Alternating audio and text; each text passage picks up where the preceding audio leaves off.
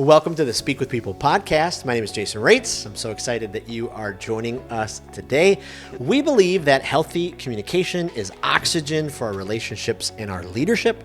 So whether you communicate one-on-one, to a team, from a stage, or from behind a screen, we hope that our time today on this podcast encourages you, inspires you, and challenges you to communicate in healthy ways. We all have the choice between healthy and unhealthy communication, and this podcast exists to help you choose words that matter and will help improve your world. Well, today is going to be fun. We are joined by such an incredible guest. We're interviewing a great leader, an inspiring leader who every single time I follow her posts on LinkedIn, I walk away just inspired and challenged. They're just filled with incredible leadership principles. And so if you regularly communicate with a group of people, you're a teacher, you lead sales presentations, you just have to update your team. The reality is this episode is for you. And we're talking about how to make learning stick. And I just think it should be a crime. And maybe that's Dr. Christie's words from her book, but it should be a crime to bore our audience with what we're presenting. And so how do you teach in a way where the learning can stick? How do you engage your audience and get them to follow along with you? These are just some of the principles that we're going to dive in today. And that's exactly what Dr. Christie McMullen's book is, Learning Can Stick. This is what it's all about.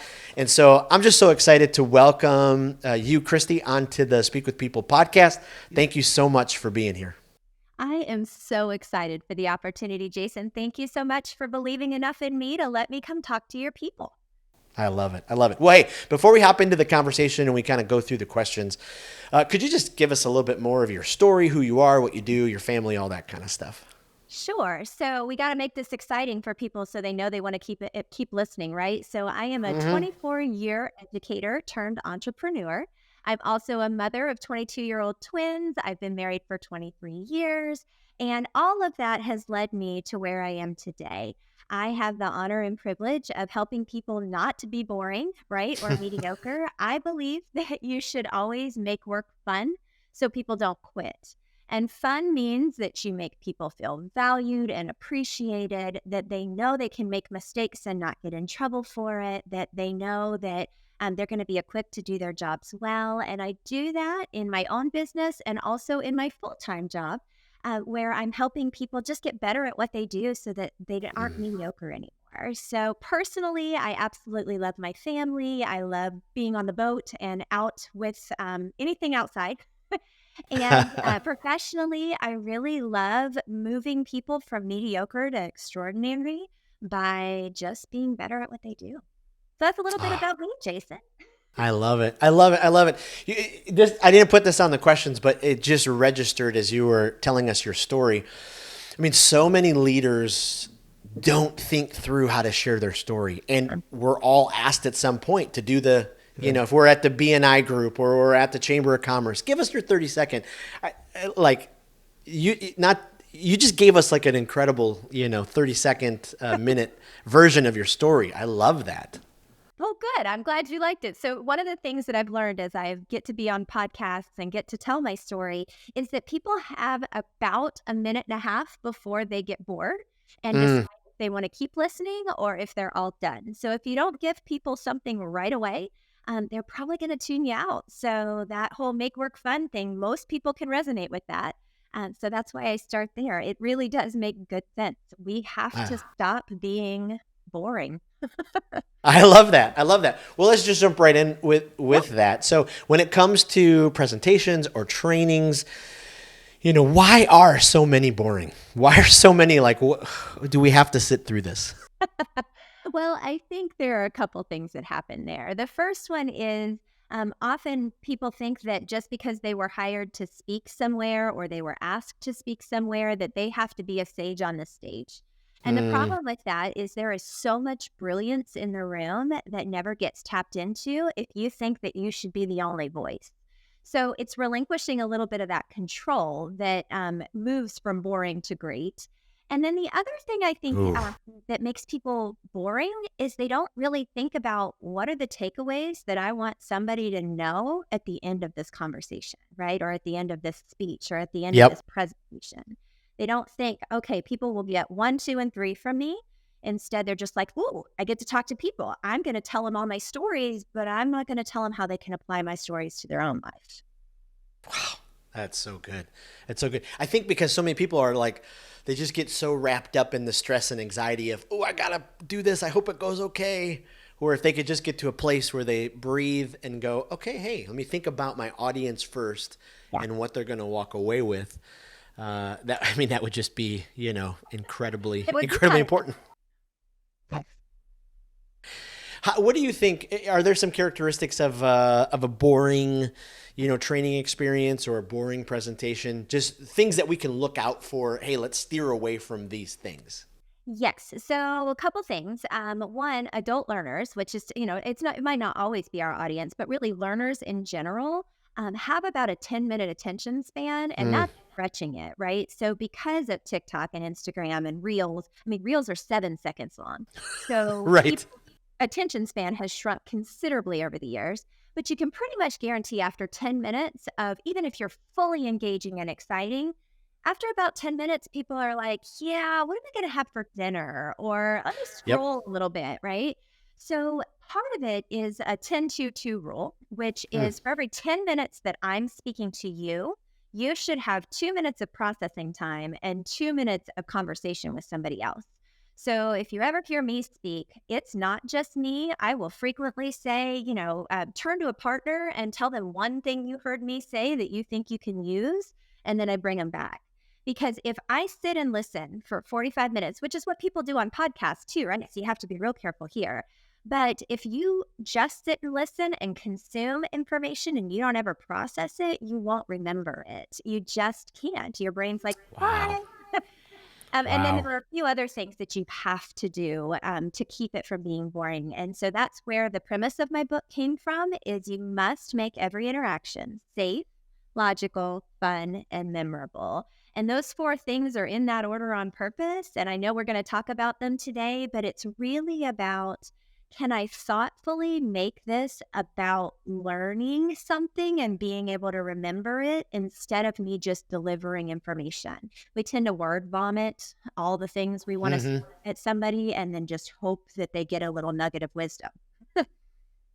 Wow. I mean, that's so powerful. I mean, you think about how many presentations, trainings, whatever, talks we've sat through where it is just that 45 or 50 minutes where, I remember, many times I've spoken in front of teenagers, and there are some adults that are like, every teenager has to be silent and still the entire time.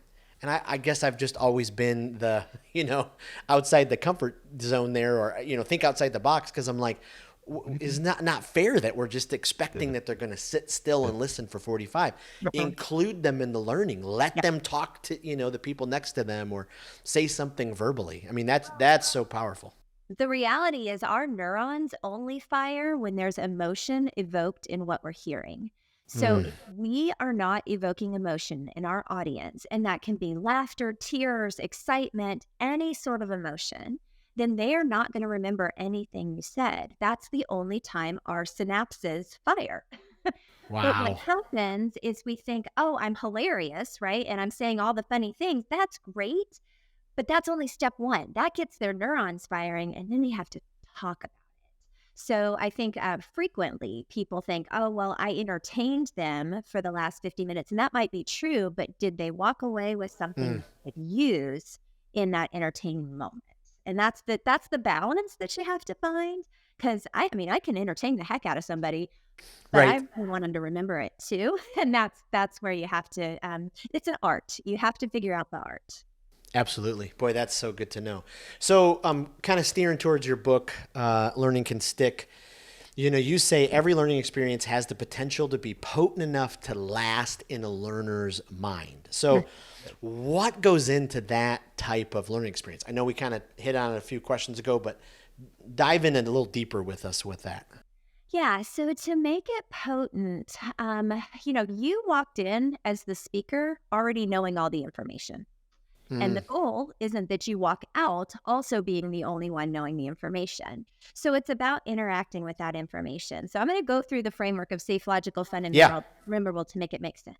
So you start with safe. Safe means people know that it's okay to learn in this space. And learning gets a negative connotation or an education connotation. But here's the thing, it doesn't matter what industry you work in, you want people to learn something from you, right? Yep. Whether it's how to use a certain software or where you put things in the office or what they need to know to do their job well, that's all learning.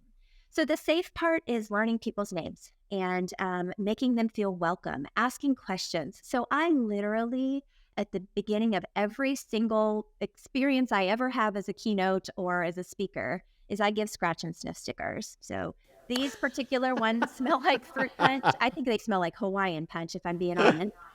But I will Yeah. literally grab the lanyard of the person if we're at a conference, stick a sticker on them, and learn their name, right? That's my introduction, whether I'm speaking to a room of 600 or 6.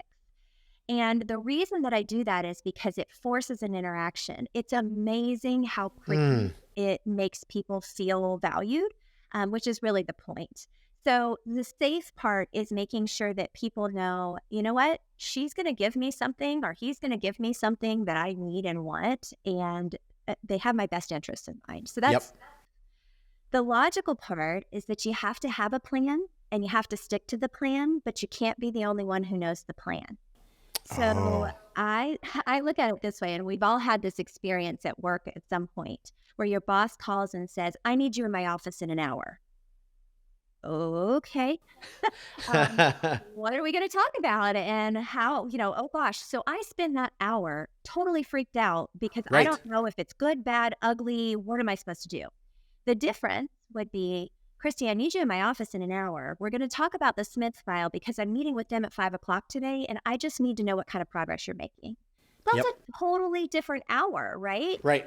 Now I can be prepared. Now I can do what I need to do. So that's logical in a meeting space or in an office space or workspace. But then there's also logical if I'm giving a presentation, what do I want people to know at the end? And then I give it to them in a one-pager. Here's everything you need to know. Here's everything I'm going to cover. Right. Highlight, right?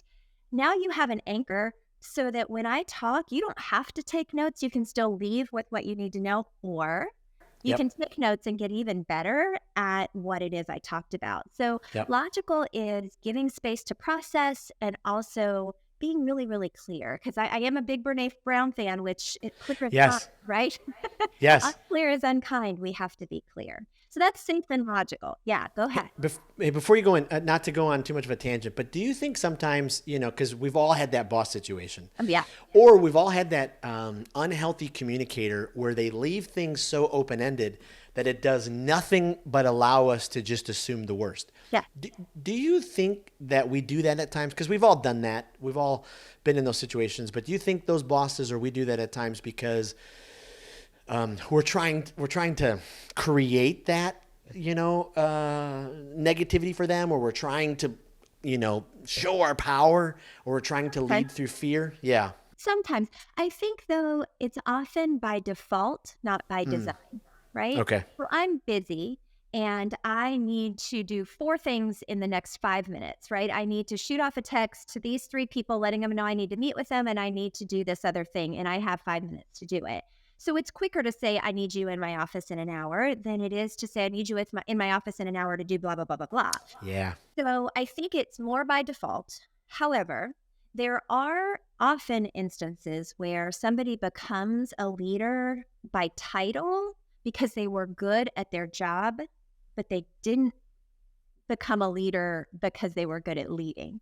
So they're Right. managers, right? Right. Versus leaders. And managers tend to be the ones that rule by fear and want to keep you under their thumb a little bit more Yep. versus I want to give you all the power in the world because you're the brilliant one, right? A great leader surrounds themselves with brilliant people and makes sure that they're not the smartest person in the room.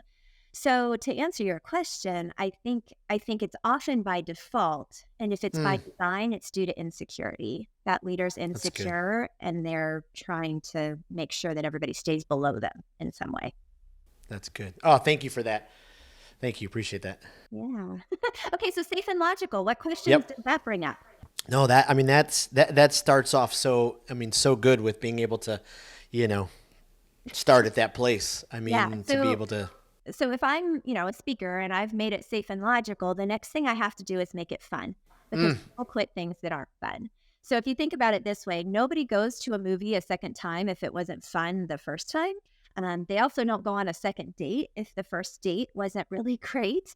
And Right. yet we send people to work and we don't make it fun.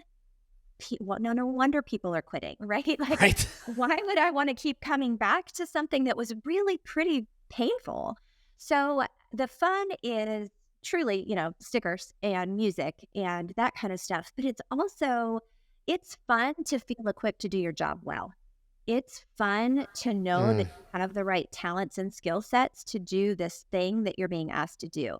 It's fun when your boss knows your personality and your talents and chooses to use them. So Yeah. the fun is bigger than just silly woo fun. It's Yes. really about, am I being valued and appreciated? So safe Yep. and fun go together for sure. And then there's memorable, and this is my favorite because, no, let me take that back. Fun's my favorite. But I really like memorable because I think that the memorable is the one we forget the most often and it's the most powerful.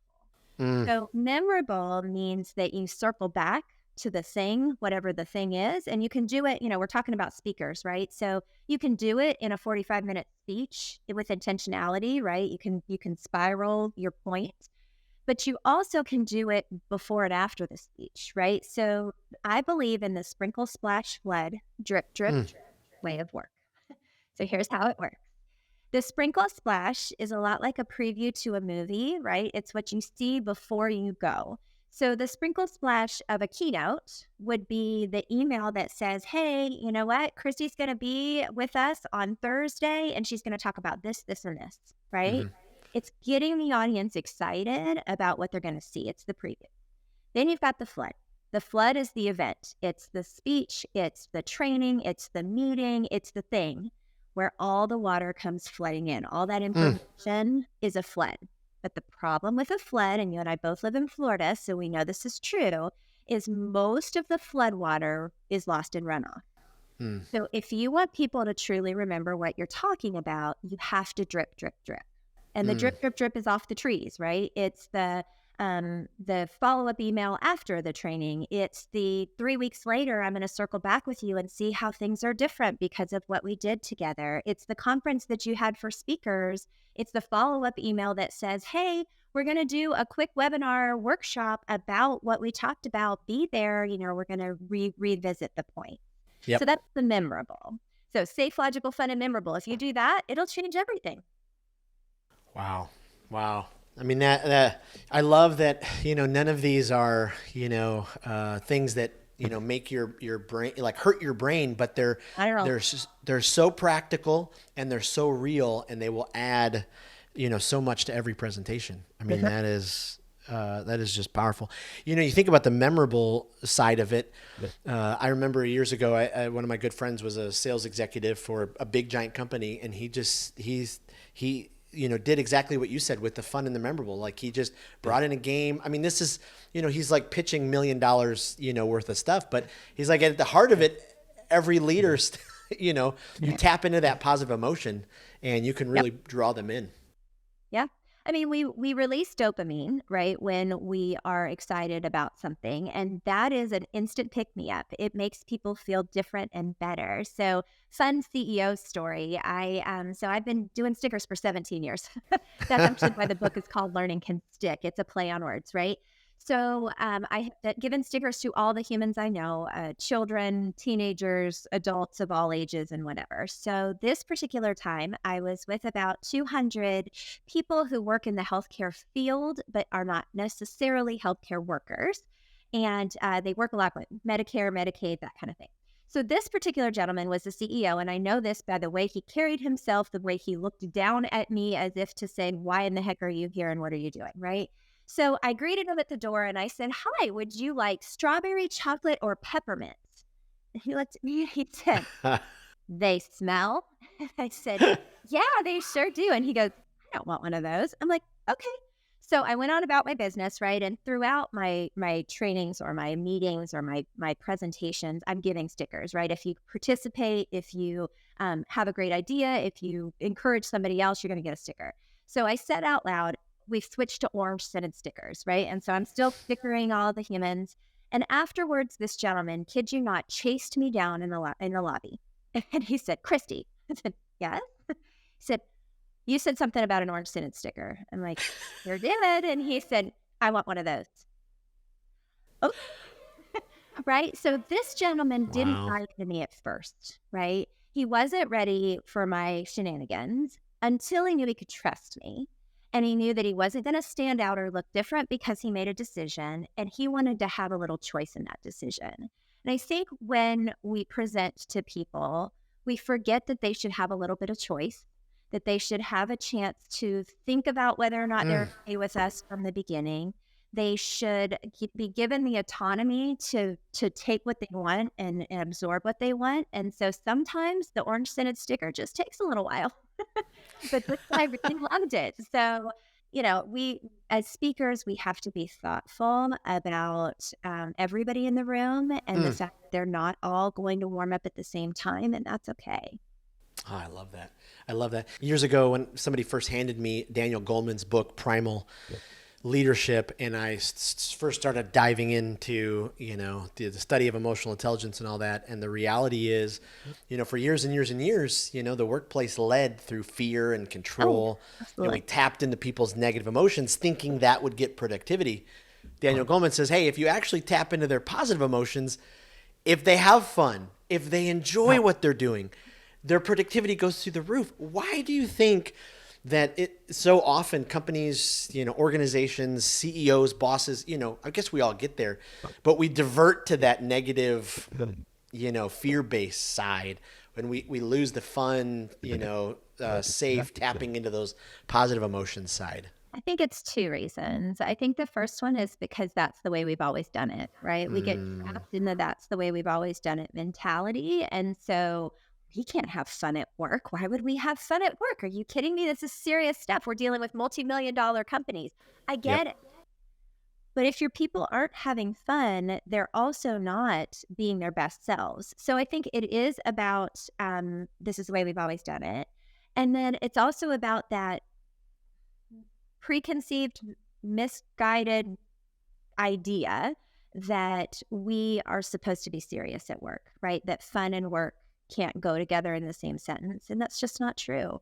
If we're not having fun, it doesn't work. So I have a dear friend who is an actuary, and actuaries have one of the toughest jobs on the planet. I mean, it is a level of math that I don't even pretend to understand.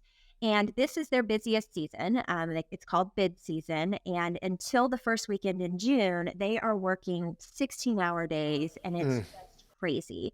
So this person knows that it can't go on like that. And so they have, I don't remember the name of it, but on Wednesdays, they have competitions like who can shoot a rubber band the furthest, or who can, yesterday's was my new favorite.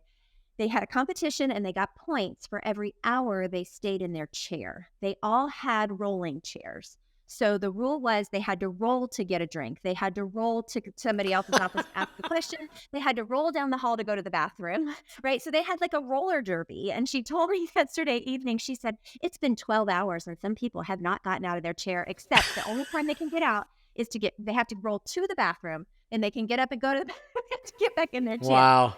That's fun. I love that. Stop productivity. They were probably more productive yesterday than they were all week, because they had something to look forward to. So it's really just about, your original question was, why do you think people default to the serious? I think it feels like that's what it's supposed to be, when in reality, it doesn't have to be that way at all. I love that. I love that. Good. Well, to walk back to kind of where we were in the presentation, sorry, I took us on a little tangent there, but I love it. It was just so good. You talk about in your Learn and Stick book, the power of a hook. Why is a hook so important in our presentations? What does it do for us? So like we were talking about before, if somebody is on Instagram, they only watch the reels, or TikTok or whatever, they only watch the reels that are interesting to them, right? So I love the ridiculous dog videos, and they just make me smile. My husband does not care about those. That's not his thing. So you're not always going to hook people with the same thing, But if you go in assuming that you're interesting and you don't get the audience to be able to relate to you, I assure you, you're going to be talking to yourself for that hour. So a hook is a chance for people to be able to relate to what you're saying. So yes, it should be entertaining and yes, it should be fun, but it should also allow the person that you're talking to put them squarely in the same seat that you're in. Like, have you ever sat through a meeting Yeah. so Yeah. painful that you just couldn't, right? Or do you think that we should make work fun so people don't quit? I can relate to that, right? I've never said that phrase to somebody that they haven't gone, oh my gosh, this company needs that. It's not always their own company, but I have a friend, right? So it's about, and I know this is a Tom Goodlett thing, so we'll give a shout out to Tom Goodlett. It's about making sure that you are not the hero, you're the guide in the story, right? So I don't need to be the hero in this story, even though I know all the information and I planned the speech. I need my audience to be the hero. Right. I need them to go, oh my gosh, yes, me, that's me. And I'm just guiding them to come up with a better way to do things. So that's why you So need a good. hook. That's so good. And that ties in, we talk about the why, so often we as the trainers or the presenters or the speakers, sometimes we don't think about the why so much. The why is so important. Why do you think it is so important to the people that we're presenting to and we're, leading that way? So it's interesting because, I'm a trained educator. So pedagogy is the training of children under the age of 18. Now, nothing magical happens at the age of 18, except that we as a society call them adults, right? But somewhere around the age of 18, your needs shift into something called andragogy. So pedagogy is how you would teach somebody under the age of 18. Andragogy is anybody over the age of 18. And most of the time, unless you're a youth pastor, you're talking to adults in these situations, right? Well, in andragogy, the driving force, okay, let's do it this way. In pedagogy, the driving force is this for a grade, right? Instead of in andragogy, where it's what's in this for me, right? We as adults can choose, where students often can't. We can choose to listen or not listen. We can choose to be all in on something or not. And so if I don't see what's in it for me right away, I'm just not going to listen. So that's the why. The why is, why would I pay attention to this for the next hour? How does it impact me? How will it improve things for me? So it's actually a scientific way of how adults learn. Wow. That's so powerful. And again, so many times we get so worked up in our own fears or the stress and the anxiety that we lose sight of, even if we kept that at the forefront, that would take away so much of the anxiety of sometimes people have. I got to get up and I present. Well, it's taking it less off you and more on your audience because you're answering the why. You're helping them.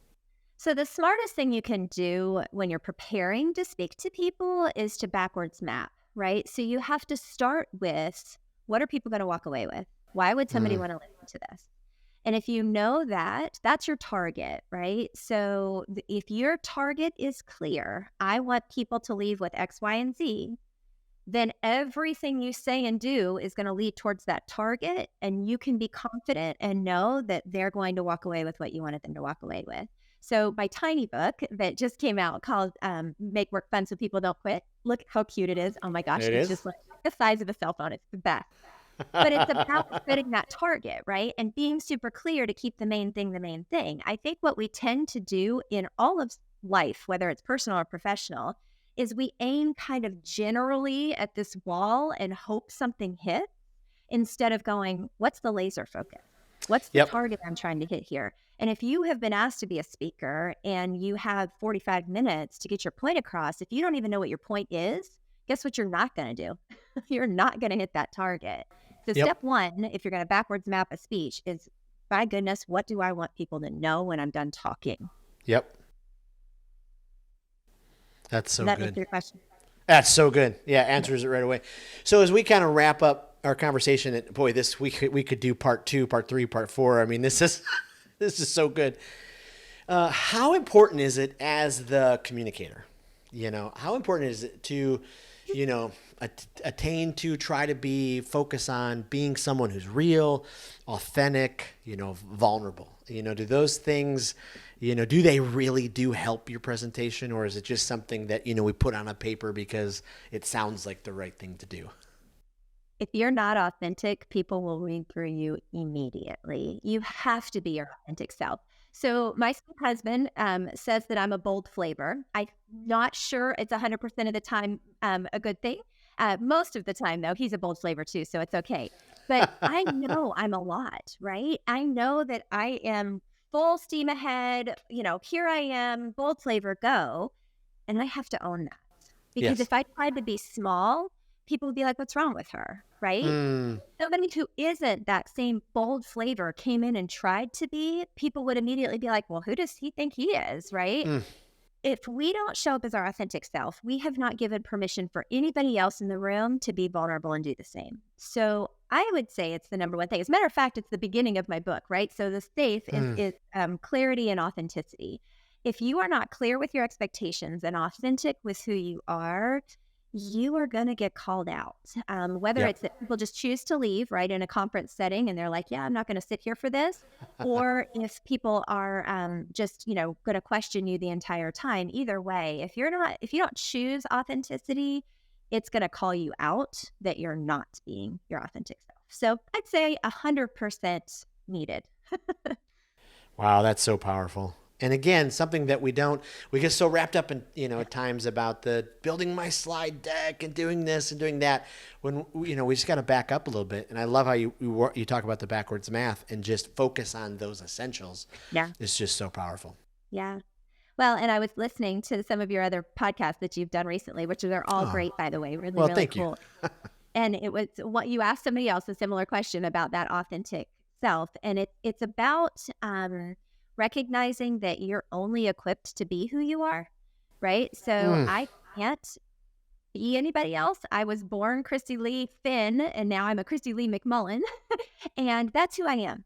I have to be that person. I can't show up as anybody else. So if you are trying to mimic what another speaker does, Yep. that's fine, as long as you are putting your spin and personality into it. But if you try to give stickers as an example and you are not a sticker person, that is not going to work, Right. You will look ridiculous.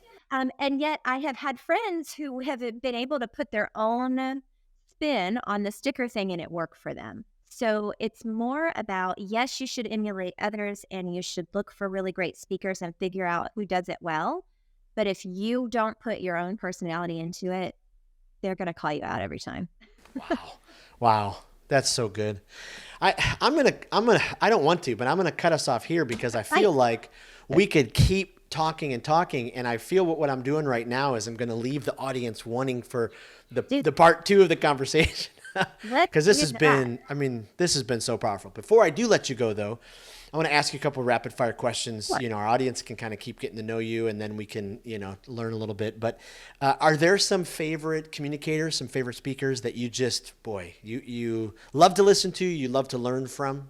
Yes. So I like John Acuff is a great one. Brene Brown is another one that I've already mentioned. Simon Sinek.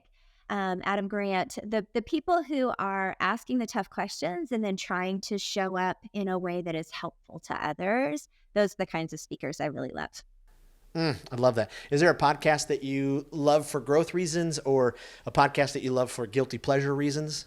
So there's a great one called That Sounds Fun. It's actually a Christian one, but she interviews all kinds of people, and she is just phenomenal. And right this second, her name has totally left me.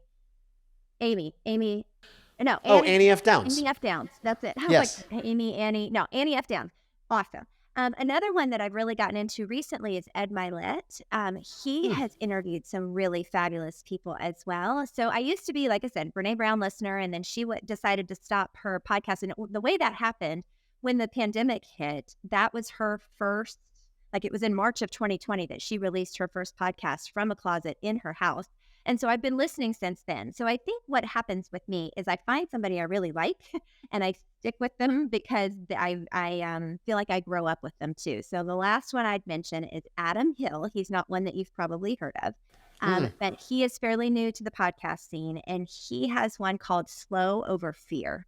And it's all about leadership and making sure that you're not letting your anxiety stop you from doing really great things. So those would be my 3. I love that. And we'll put those in the show notes for our listeners to be able to use those. And then I'm going to throw you one. I didn't put this one on the content doc, but I'll just throw it, for a reason. But is there a place, vacation-wise, that you're hoping that your husband mentions someday? Hey, we should really go there. So we're going in October, and I'm so excited. Okay. So we're going to do our first European vacation. We haven't ever Wow. been overseas. So we're going to start in Paris, then go to Switzerland. And I'm actually going to get to go to Bern, Switzerland, which is where my family originated. So that's kind of cool. Wow. And then from Switzerland, we go to Milan to the Tuscany region, and then we go to the coast of Italy, and then back up to Milan to fly to England to come home. So we're trying to cram way too much into 3 weeks. However, we're super excited about it. That's incredible. Just incredible. Well, thank you so much for being on the Speak with People podcast. Could you direct us, point us to where's the best place to find you online where we can get all of your resources and all that? Sure. So I have a website called aimwithus.com, and that is where you can find all the things. But I do kind of live in the LinkedIn space. So you were mentioning that, some of my posts actually are helpful. That is my hope and dream, right? But in LinkedIn, if you just look up Dr. Christie McMullen, you'll find me. And that, to me, is the space all leaders should be spending some time. So that's my biggest. I do also have a presence on Instagram and Facebook. And again, if you just look up Christie McMullen, you're going to find me, or Analyze, Improve, Moves, which is the name of my company. So those are the best places, and I really hope you'll start following, because I'm having some fun out there and nobody's seeing it. So let's go. I love it. I love it. I love it. Well, thank you again for your time. Thanks for this interview. And thank you because, like I said, I think I said it off air, but, as someone who does speak and who does train, like your book, Learning Can Stick, has been insanely helpful. And when I saw you wrote this one, Make Work Fun, I was like, this resonates with me because fun and laughter are a high value to me. And so I just appreciate all that you do. Absolutely. Well, thank you so much for this opportunity. It really was fun, and I'd be happy to come back if you need me. I love it. Well, definitely. Well, and thank you, Speak with People listeners, for being a part of our community. I just want to remind you, if you're not a part of our Speak with People Facebook group yet, head to Facebook, search for the Speak with People community group. It is growing by the day, and it's just a group of people who want to become more effective communicators. And so we create ideas, we have different videos, and we just help each other out with how we can be more effective communicators. And then I want to make sure that Speak with People is here for you if you want to grow your public speaking skills. If this is something where you're like, I need to get better so I can improve, head to speakwithpeople.com/coaching. We have a public speaking skills coaching package. We have a leadership communication coaching package, and then we have life coaching. And so those are things that we have available for you. Can't thank you enough for every listen, every review that you write on Apple Podcast, and just thank you again for sharing this podcast with others. Again, this podcast exists because our words matter, and we believe healthy communication is oxygen for our relationships and our leadership. And so whether you speak one-on-one and on a team, from a stage, or from a screen, we really do believe that your words matter, and you really can change your world with your words. Thanks again, and we'll see you next week on the Speak with People podcast.